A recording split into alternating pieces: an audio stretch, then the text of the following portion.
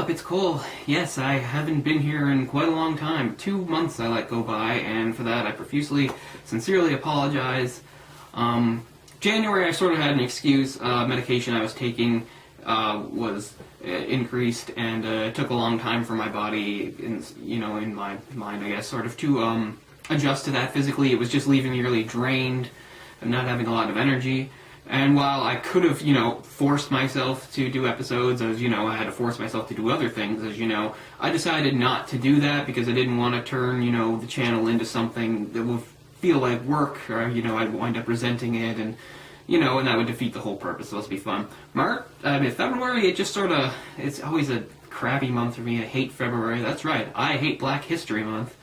I don't know. I don't have a good excuse for that, really, in February, except that I just sort of had a new camera and kept putting off using it, and also had to get a memory card for it. And while of course I could have in the meantime at least done an episode, with the old cam, I was just sort of stubborn, I suppose, not wanting to do that, wanting to get into trying it with the new cam. I was really excited, no annoying fan and that sort of thing. So that's all I'm going to say about that. And I did think, since this has been such a long absence, and I thank you very much for your patience and still being here to tune in.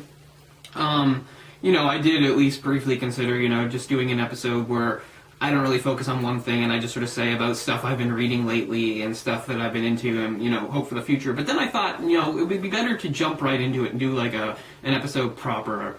Obviously I'm out of practice with this, and I really hope I don't and awe you to death. And maybe this isn't the best way to jump in because this is something that's really important and cool to me, and maybe I'll do a shitty job of it, and that might suck. But I got this around Christmas, the 30th anniversary edition of a nice hardcover of X-Men: The Dark Phoenix Saga. I was so excited and pleased to get this. I'm so happy to own it. And before I get into it, a little background just about how, well, if you are into comics, especially Marvel, especially X-Men, if you're an X-Men fan, I hope that you will add this to your collection in some capacity, whether you have the comics or you have some older collection of it, in trade paperback. This 30th anniversary edition, I believe, came out in 2010. It's very new. It has some extras and that kind of stuff. And anyway, yeah, if you are a fan at all of the X-Men and you're into collecting, then, well, this is one of the most important things that occurred in the X-Men's long and celebrated history. Of course, brought about by writer Chris Claremont and artist John Byrne, who would do that acclaimed, amazing run throughout the 80s together, really bringing life to the X-Men and making it an extremely popular book, which led to all the spin-offs, eventually X-Factor, X-Force, and so on. So this is right back at the start of the 80s. This is 1980, late in 1980, and the two were just really hitting their stride. Byrne didn't just do the art. He also, at least to a certain extent, co-plotted with Claremont. Now, Claremont's, if you haven't read anything, since, before, we'll say, the early 90s in Marvel, Claremont has a style that is not really done today, as far as writing goes, and I understand why. In some ways, it can be seen as a little hokey. For one thing, the characters there's too much exposition. The characters will often say things out loud for no reason, like they'll explain their actions, which I don't think gives a lot of confidence to the artist, really. They'll, or it'll be, if they're not saying it out loud, there's a lot of thought balloons going on. You don't see as many thought balloons, at least in Marvel Comics these days, where, they'll be in a fight and it'll be like, oh, that blast, they'll be jumping over a beam or something, and the speech balloon will be like, that blast just nearly took my arm off. And, be a little explanation about why that would have happened, because something to do with their powers, because they really wanted to get it understood. Luckily, today, writers and artists seem to eschew that sort of thing and, leave it up to the reader to understand what's going on. And some of the dialogue is a little, again, hokey is the word for it. I still think Claremont is a great writer, the way he had such a feel for the team, the way he set out complex storylines, piece by piece, and built up action. So where this starts with is X-Men, Uncanny XMen number 129, and it starts with a meeting with the Hellfire Club, which is just brand new, being introduced. The X-Men leave Muir Island and go back to the States, and they're going to go try to recruit some new mutants. One turns out to be Alison Blair Dazzler, and one is the 13-year-old Kitty Pryde. and so the team splits up to go after them. This is, of course, this comes right after the whole first Phoenix stuff, the M'Kraan crystal and all that. So Jean is essentially Phoenix, and she is super powerful, which of course is a problem. One of the things that we're going to see throughout here, I don't know how well you can see this, I'm not good with the camera yet, but John Byrne's art, I don't know, this is just sort of defined what the X-Men look like for me. Because Ryan owned a lot of comics from that era, from the 80s. I didn't, pay any attention back then, we were just kids, to the names and things like that, but that was sort of my first introduction to them. Also, with the early 90s X-Men cartoon that ran, which actually adapts this storyline fairly faithfully, and did a really good job of it, I thought. I haven't seen it in years, like to see it again, when it comes directly from this. So we have the team splitting up, and in the meantime, they're being tracked by the Hellfire Club, who they don't know anything about. So we've got Mastermind, Sebastian Shaw, Harry Leland, and of course Emma Frost, the White Queen. And their idea is, they're going to get to these new mutants first and recruit them to their side. The X-Men are attacked, and etc., etc. And what eventually comes out of it is that Jean, her power is just, again, this is a problem. She has too much power. It's kind of too easy for them to defeat the Hellfire Club. They don't really know who they're dealing with at the time. But another thing that had been going on earlier was that Jean was being manipulated by Jason Wingard, Mastermind, who has illusion powers, to make her believe that she would just sort of have these episodes where she would think that she was sort of being sucked back in time and reliving the life of an ancestor back in the 1800s, where she's in love with this man, Jason Wingard. Now, what this is doing is loosening her control over her power of the Phoenix, which of course is too much for any human to have, mutant or not. And this is what we call in the business of literature, rising action. So we see that going through. Also, here is the very first appearance of Dazzler, who would not join the team after this adventure, not right away. We don't even get her name as Alison Blair. We just get Dazzler. She thanks them all and then leaves. And anyway, fighting at the Hellfire Club. They rescue Kitty, blah, blah, blah. And also towards the end of that, you have Kitty's parents, after everything's done, freaking out on Xavier, thinking all the trouble that happened is their fault. When Jean does something that she said she'd never do, and Xavier never does, she suddenly uses her telepathic powers to adjust what's going on in Kitty's parents' minds, so that suddenly they change their tune completely, and they're completely forgiving and understanding, and everything's fine with it, which of course really worries Scott and Storm as they talk about it a little. And then we've got her using her powers later so that she and Scott can make love without his ruby quartz visor or anything covering his eyes, because she can use her power so great that she can hold his optic blast power in check. And again, this sort of freaks Cyclops out a little bit just to see they're using such power. Again, this poses a problem for the writing staff and such. You have this team player, but you have this team member whose power is so great that it just makes all the others, completely redundant and useless, and it makes, the threat to the bad guy too easy to overcome. So once again, we've got the Hellfire Club meeting the X-Men, sans Jean, and beating them up. I've shown you this comic before, and the first thing, because there's the ending shot with Wolverine supposedly killed, but he's not, saying, you're taking your best shot, because that's in the Marvel 70th Anniversary collection that I got last year. So, and it continues on, and Wolverine manages to save them. At this point, she has been completely corrupted as Dark Phoenix, and a member, and becomes the Black Queen of the Hellfire Club, thinks she's in love with Jason Wingard, and seems to think she's back in time, thinks that Storm is a black slave, and abuses her. And we'll go on from there. And of course, the X-Men win the day. I don't have to tell you anything about that. But as soon as that's over, we have Dark Phoenix's real awakening, and she starts to just kick the shit out of the team, and so on. And then finally, we get up into the infamous panels here, where after taking out her aggression on the team, she flies into space, and in just sort of this orgy of power and greed and hunger, she absorbs all the power from this star, which It says here, orbiting the star is a system of 11 planets. The fourth is inhabited by an ancient, peace-loving civilization. On the planetary day side, they see the light first, the awful light of Armageddon, filling the sky from horizon to horizon 10 minutes after leaving the murdered star. Many who see this light, the last thing they will ever see, are confused, frightened. A very few who realize at once what has happened have time to curse cruel fate or to make peace with their guide. Then they all die. So she's responsible for the deaths of billions of innocent beings, which is obviously a really big deal. She also kills she wipes out a passing Shi'ar Imperial cruiser. And of course, we've just seen the Shi'ar in this. The X-Men were the allies of Lilandra and the Shi'ar to stop the evil Emperor Deken and save the universe with the Emcron Crystal, etc., etc. So here we go. Child of Light and Darkness, and the cover story, or whatever you want to call it here. So what this comes down to eventually is, as much as the X-Men try to reason with Jean, she, tosses them around like rag dolls and toys with them, and there's just pretty much no stopping her. Except she has these little moments where she is herself again, which, we've seen in lots of things. I know you're in there somewhere.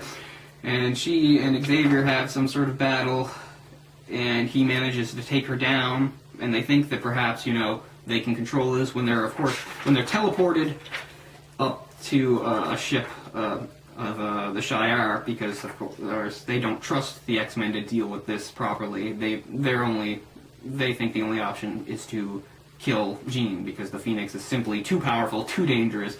And of course, at this point, the X-Men are aware, of course, that Jean has gone a little nuts, but they have no idea that she's taken out an entire, solar system full of billions of beings. So that little piece of writing narration I gave you, it's all part of Claremont's style. All this here, while the X-Men are training and thinking, it's all inner monologue. Sorry. This opens this issue. Uncanny XMen 137 opens with the Watcher, Huatu, talking to us with this big, it's very dramatic. It's almost like, going to a play and the chorus or somebody addressing you and as the audience and telling you what you're in for and what you're going to see. Such is Claremont's style, which I really dig. Again, is not so much of a place for it nowadays, but I won't call it overly hokey or hacky because I really respect him as a writer and the way he shaped these characters and their storylines. This is, again, one of the biggest, most important storylines in X-Men and even the Marvel universe. Phoenix is such a big deal, Dark Phoenix. So then what we have is this pivotal battle between the X-Men on the blue area of the moon, the X-Men and the Shi'ar Imperial Guard, led by such beings as the very, very powerful Gladiator.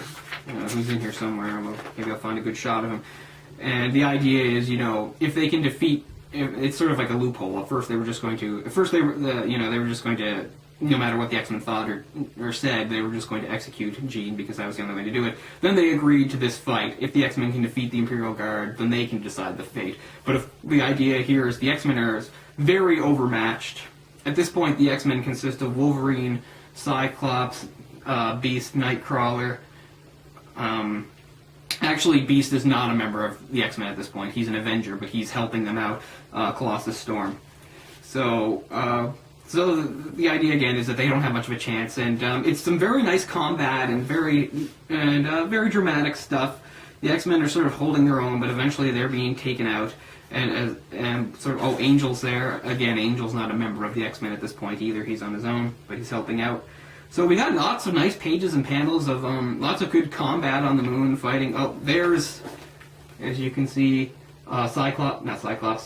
Colossus getting decked by the even more powerful Gladiator, who's very strong, and almost invulnerable, and he can fly. He's just one of those whole package guys. Anyway, and throughout it all, Cyclops and Jean haven't split up. They're together, and Jean is wearing her old Marvel Girl costume. And it's very dramatic again. They know they're probably going to lose. And for a moment, Phoenix, even though they lose, Phoenix's power takes over again. And what's kind of funny is that you're almost not sure what happens here until they explain it, but what she's doing in this panel here is she's committing suicide. She's killing herself because she thinks it's the only way to, for this to end, so the X-Men don't die, and also to atone for her sins, etc. Again, it ends a thing here with the Watcher talking. Something that goes on throughout here that is less important at the time is not just the Shi'ar aren't the only space empire, galactic empire represented. The Skrulls, the other two main ones, the Skrulls and the Kree are there, and they bring two of their champions down to be observers, who actually wind up getting in a fight with each other because they hate each other so much. Okay, so, and then this issue, Uncanny X-Men 138, is sort of like an epilogue where they all go to Jean's funeral, and the whole thing is basically Scott just sort of telling us, the audience, and giving us a rundown of the X-Men's history, and that's the whole point of the issue. All it is him saying, here's what happened, here's how we got to this point. And the very next storyline, actually, is Days of Future Past, which I have in trade paperback, and that issue is actually the first issue here. And it ends with Kitty Pryde arriving to actually become a member of the X-Men at the tender age of 13 or 13 and a half, as she says. Now, this was very controversial stuff, and the original ending was not going to have Jean be killed. The original ending was simply for her to be depowered and almost sort of, not like in a way lobotomized, but like as far as powers go. But Jim Shooter, who was the editor-in-chief of Marvel at the time, throughout the 80s, and did a lot of good stuff, I'm not a fan of him. I don't like a lot of the decisions he made. He seemed to be a very standoffish guy. He made not enemies, but he pissed off a lot of talent at Marvel, and even drove some of them away because of the way he ran things. Now, again, a comic book company as big as it's a business, and he was just trying to do that way. He was a talented guy in his own right. He'd been in the business since he was like 17 as a writer. He actually is responsible for the first true crossover in comics, the whole Secret Wars thing. He wrote that. It was his idea. And you can say it was a big money-making scheme, and perhaps it was, but if he hadn't done it, somebody else would have stumbled upon it. Again, I'm not questioning Shooter's talent or his talent when it comes to running a business. I just personally don't like the things that he did, although some of them, of course, were good. And one of the things so there's extra stuff in here, including a sort of, we have an issue. Here's a little afterword written in 2004 by Chris Claremont, where he talks about his thoughts on it. And one thing that comes through of this is that Claremont is one of the few writers, no, I won't say few, that's not fair, but one of the writers that I'm aware of, one of the major writers of Marvel, who was always in Shooter's corner and really backed him and thought he was a great editor. Anyway, getting back to what I was saying, what it was about Shooter was he thought that wasn't good enough, that Phoenix was responsible, whether or not, she was, I keep saying, and I'm sorry, I knew something would not come across right here, and I'll get back to it, hopefully. But he thought that she was responsible for so much death and destruction that whether or not she was really responsible directly because she wasn't in complete control of her actions didn't matter. There needed to be some sort of atonement there, and just having her powers wiped wasn't enough. So he wanted her killed, and sort of the compromise was she was killed, but she kills herself. And so included in here in part of the extras, and there's a lot of good extras, including Jean being sent to sort of like a limbo type place where she talks with death, and she's wearing this white suit. She talks to a man who's just forever building, and she eventually figures out he's a death. It's all very philosophical. Here we have Phoenix the Untold Story, bizarre adventures in black and white, some sort of flashback about Jean's earlier days. Anyway, what we get eventually, and towards the back here, is, Phoenix the Untold Story. And it's the original way they'd written it, where Jean does not commit suicide, but instead, through the ashes, they perform some sort of ceremony to remove Phoenix from her, but leaves her basically a shell of herself. And Cyclops is extremely bitter and upset over this, let's get the hell out of here, he says, as he carries her out. So the Dark Phoenix tapes, the candid conversation between John Byrne, Jim Shooter, Chris Claremont, Jim Salicrup, who was an editor, Louise Jones, another editor, and Terry Austin, the inker. And so what we get here is just sort of a dialogue of them all talking about it. And again, Shooter's he does most of the speaking. He has to be the most important person in the room that everybody listens to. He does most of the speaking. And he often contradicts them. He seems very standoffish, and even though the vibe here is friendly, and they're all just sort of talking back about it, But again, Chris Claremont gives a hell of a lot of credit to Jim Shooter and says these stories would not have come out and been nearly as good if not for Jim Shooter and his guiding hand through all this. So I'm not going to dispute any of that. We get a what if here. What if Phoenix had not died? And it's not a very entertaining story, really. And again, it just shows how powerful and horrible she is. And there she is. She fights Galactus to a standstill. But the extras are a nice thing to have. I like that sort of stuff. But again, this is just a great collection because these are such important, pivotal comics in the Marvel Universe. Jean Grey would eventually be sort of absolved of these crimes if you're aware of the history. Was when they finally figured out a way to resurrect Jean because, you know, it was kind of too bad to leave such a major character dead. But, you know, they didn't want her to be carrying around the guilt of what the Phoenix had done. So what they eventually came up with, I believe it's an issue of Fantastic Four, where the real Jean was discovered still in a cocoon in Jamaica Bay, which goes all the way back to when the Phoenix Force had first taken her over, which was when, you know, they were flying back from space. They would all burn up on re-entry unless Jean made a heroic sacrifice to save the team, and when they thought she was dead, and then she came back as Phoenix, etc., etc. The idea here was that when Phoenix came, it wasn't really Jean, it was Phoenix sort of using like a vessel it had made out of what it had encountered with Jean. I'm not explaining this too well, but again, it wasn't really Jean, and that she was left in, the real Jean's body was left in suspended animation in a cocoon in Jamaica Bay. So eventually, after all the not all the Madeline Pryor stuff, but some of the Madeline Pryor stuff, there's the real Jean. And, you know, she was never actually taken over by the Phoenix. She was just left alone there. And the Phoenix had just used an approximation of her body and personality. But it wasn't really her. So that's how they did that. Of course, Jean is now dead again. And things have gone on from there. We've got Madeline Pryor. We've got the daughter, the alternate future daughter, Rachel Summers, later Rachel Gray, who would have her own interactions with the Phoenix Force. The idea being sort of that family and the Phoenix Force are inexorably tied together somehow. So I wanted to be a little more critical of this, but I didn't want to take forever either, and maybe even next episode we'll talk some more about it, because I wanted to talk just about what it's like reading this, how it feels compared to current X-Men storylines. If I haven't said this before, I'll say that for the past decade, in earnest, when I've really been collecting comics in earnest, I have not really stuck with any X title. Not that any of them have been bad, and I'm sure I've missed at least some good stuff. But for some reason, none of it resonates with me the way a lot of these Chris Claremont, John Byrne storylines from the 80s, going to the early 90s, did with me. We've got this, we've got Inferno in the early 90s. There's the,